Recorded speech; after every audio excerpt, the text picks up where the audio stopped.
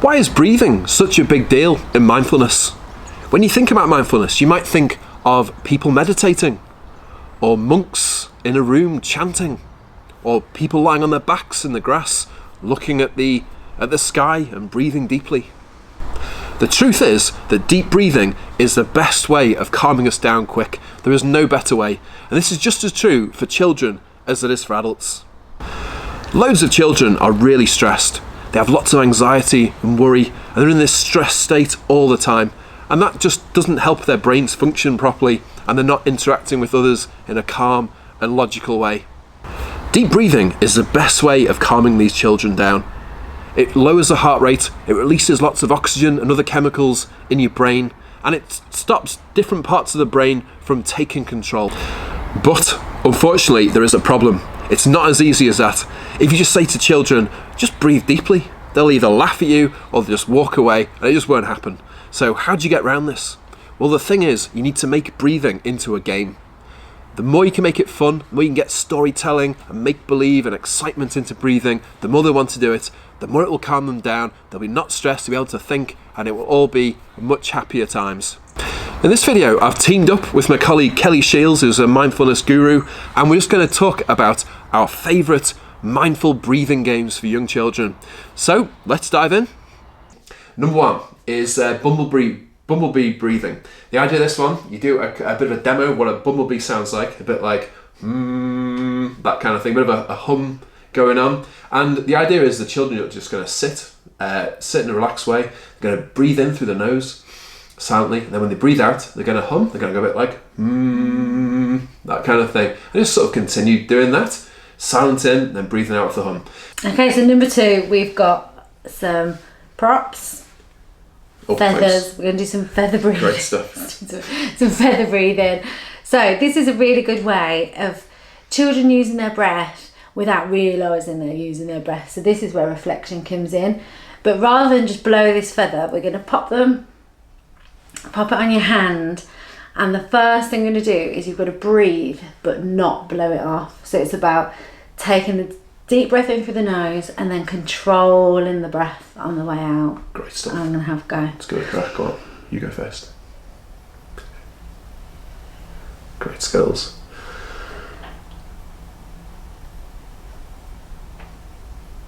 Almost. Oh, well Almost. I'm a little cheeky one there, but... And then the next way is to blow it as hard as you can so it flows off. So after 3. 1, 2, 3. Beautiful stuff. There we go. Let's go on to number 3, which is bunny breathing. The idea of this one is a bit of role play involved. The children are going to pretend they are like bunnies, and they're going to put their heads up as bunnies do. They're going to sniff the air. And when you breathe in, you're going to breathe in like short, sharp sniffs through your nose, like that kind of thing. And then breathe out slowly through your mouth. And it's just that kind of thing. Just another way of practicing controlling your breathing, but in a kind of fun role play kind of way. Okay, number 4 is breathing out colour. So this is kind of introducing a bit of meditation into your breathing as well. So what we're going to ask the children to do is stand with their eyes closed and think about a colour. And then what they're going to do is they're going to breathe in that colour through their nose and then blow it out as if to fill the room with the colour. So I'm going to have a go. Go for it. And you can do it again. And then also they could think of a word that makes them think of that colour. So if it's yellow, it might be sunshine. If it's purple, it might be calm. So it's just introducing a bit of meditation to that breathing. Fantastic stuff. Next game is building towers. The idea of this, you have children in pairs. One child is going to lie on the floor, on their back. The other child has got some building blocks. They're going to try and build a tower on the other child. It's a little bit trickier, this one. Say if they have 4 blocks, they're going to try and build a tower on the other child's chest. The other child's going to be obviously on the ground. They're going to be trying to control their breathing. The chest will be going up and down a little bit, but it's all about, not going up and down too much and the tower falling over. And that's the idea of that one. If you're liking these games so far, then please do subscribe to the channel.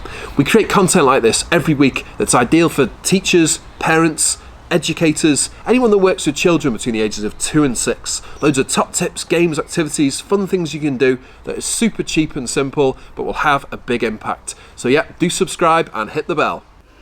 Okay, and the next one is take 5 breathing. So you need your hand for this one, and the idea is that the children start at the base of the thumb, and as you go up you take a deep breath in, and you go down, take a deep breath out, and then you go all the way around the fingers, taking a deep breath in and then out, and then by the time you've got all the way to 5, it should be nice and calm. Fantastic. Fantastic stuff. Let's do teddy breathing now. This is kind of like a classic one. For this one, every child needs to have one teddy. You could use some kind of cuddly toy, like a rabbit or whatever you've got. So they lie on the ground, on their back again. They put the teddy on their chest. They sort of balance it on their chest, and they look at the teddy. And then, because they're breathing, their chest is going up and down. The teddy is going to go up and down with the breathing. You can experiment with breathing in different ways. They could try holding their breath, and then the teddy is just still. They could try breathing really quick, like up and down. It's a mindful way of watching the teddy but breathing at the same time. So I've got another prop. So with the whistles, like the feathers, you can control different sounds and different levels of breathing. So if you breathe really quietly and calmly, you can make a really quiet noise. And if you blow harder, you get a louder noise. Beautiful. Children always love the whistles. And you could try different ways of breathing, couldn't you? Like yeah, you can make different tunes. Or again, you can be as quiet as you can. But the louder the better. Neighbours love that one. And parents. Absolutely. Okay, number 9 is bubbles. There's different ways of doing this, but even just your classic bubbles activities with bubble wands, blowing big bubbles in the air is fantastic for deep breathing. You can use different things to blow bubbles with. A classic one is where you get a plastic bottle, cut the top off and put a sock on it, and then you dip it in some bubble mixture, blow through, and loads of froth comes out. Hours of fun doing that. And there's lots of different deep breathing bubbles games you can do. Even imaginary ones are quite good fun, where you just sit the children down, imagine that you're holding a imaginary pot of bubble mixture, a bubble wand, and just blowing imaginary bubbles into the air. Sounds ridiculous, but they really enjoy doing that. Great for kind of deep breathing. And the last one's dandelions. So when you find them out and about, you could be on a mindful walk and you can find the dandelions. So or you can do imaginary ones, the same as the bubbles. So imagine that you've picked up that dandelion, taken a deep breath through the nose and then out through the mouth. And imagine all of the little seeds going everywhere. These breathing games really can have a massive impact on everything you're doing across the whole curriculum, so it's definitely worth doing these if you have any children even slightly stressed, have anxiety, anything like that. And even with children that don't, it will still have an impact on them, and it's a good thing to do. If you want to find out more about mindfulness and well-being in particular, myself and Kelly, we've put together a course. It's called the Happy Minds Academy. It's an online course. There's a link in the description underneath this video. It's a full toolkit of everything you need to take your setting, your school or your preschool along the journey to becoming an outstanding mindful setting. It's a full toolkit of at least 100 games that you can try out for both mindfulness and well-being across the entire curriculum, as well as steps you can put into place to make the whole thing work. So check it out in the link under this video.